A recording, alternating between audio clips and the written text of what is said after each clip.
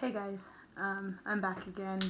I'm super excited for this last speech, just because I'm excited to talk about my service project and the organization that I got to be a part of.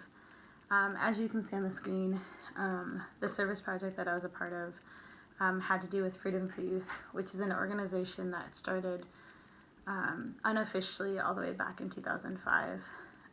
So yeah, we're going to talk about it. Mainly the history behind it is just how it's grown as an organization. It originally started with 200 people who were homeless teens who had come to know the saving and wonderful love of Christ. And because of it, they felt both compelled and excited to start something where they were able to reach out to the same kind of people, specifically youth in inner city Des Moines. So as the organization grew, more and more facilities, more and more job opportunities, more and more things were created in order to make that possible. Such things as a coffee shop, programming with elementary, middle school, and high schools. Specifically their own, but other schools around, that allowed them to be mentors and tutor and even have administration opportunities within the school to reach many populations within Des Moines. Also, they had established more facilities, more centers in other towns, mainly neighboring Des Moines, but their plan is to spread out far as they can. And something specifically in 2014 that I thought was really neat that I didn't know is that they actually started a car wash, which is something that oftentimes you do as fundraisers, oftentimes you do as things just to boost more money, but in reality, the way that they want to use it as an opportunity to serve people even by washing their cars. So I thought that was pretty neat. Some of the volunteer things that you can do for Freedom for Youth is actually pretty basic when it comes to an organization. You can give money, you can be more hands-on if you want to tutor, if you want to teach in the classroom. You can be an advocate in the community, you can use communication and marketing. But the one that I chose that was more hands-off and isn't something that's in most volunteer opportunities is actually being a prayer warrior. So the way that they set that up, instead of it just being by yourself, is actually that they have you come in, or they have you meet elsewhere in the community with a group of people and just pray for the actual organization.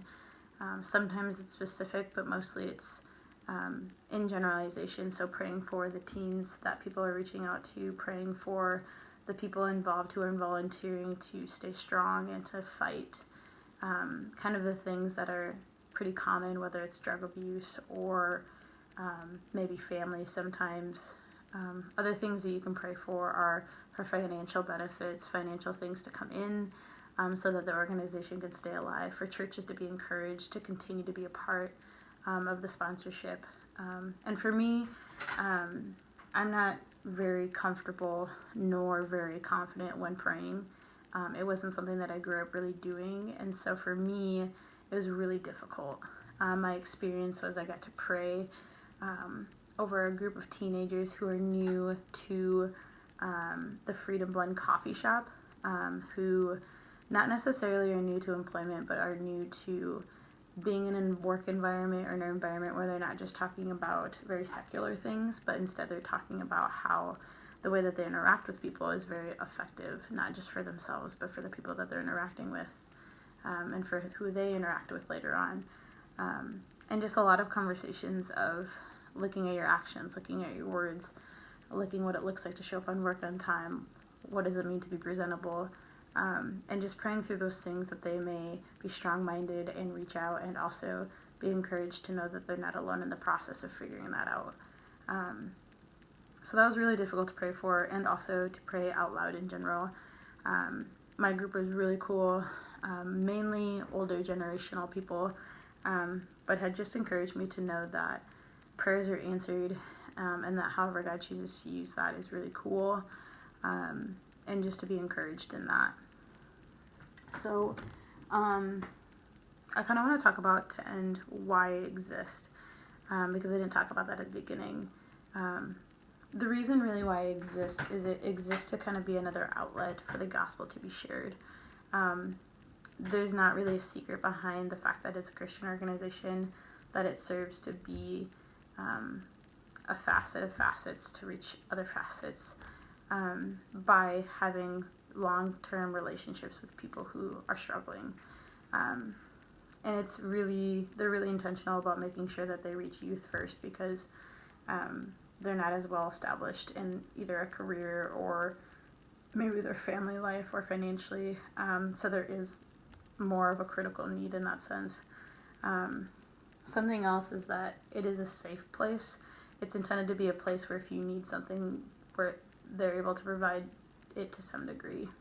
And also it's a place for you to be free to struggle, free to have hard things happen in life, free to not know what's going on, free to lean on people who you wouldn't necessarily lean on otherwise.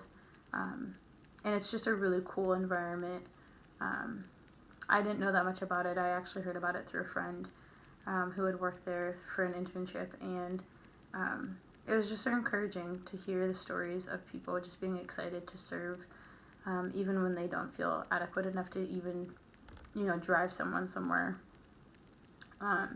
I think it exists for far more than just reaching out people. I think it exists to be a place and a facility where people are just often encouraged, but also know that they don't have to go through those hard things by themselves, which any person in the world needs. Everyone wants to feel known and everyone wants to feel loved.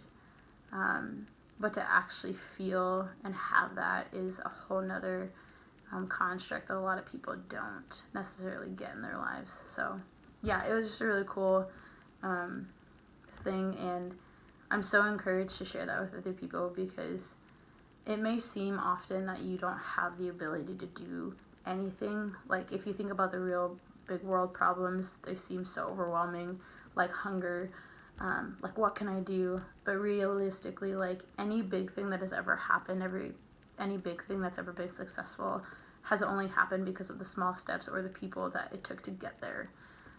You think about anyone in a music career, they started off with nothing. They got their shot, and then people were there to help them along the way. It was never by themselves. No one ever does it successfully by themselves. So just know that if you choose to take the step of action of being a part of something so great, it doesn't just benefit the generation that you're helping, it benefits generations to come. And that's pretty cool.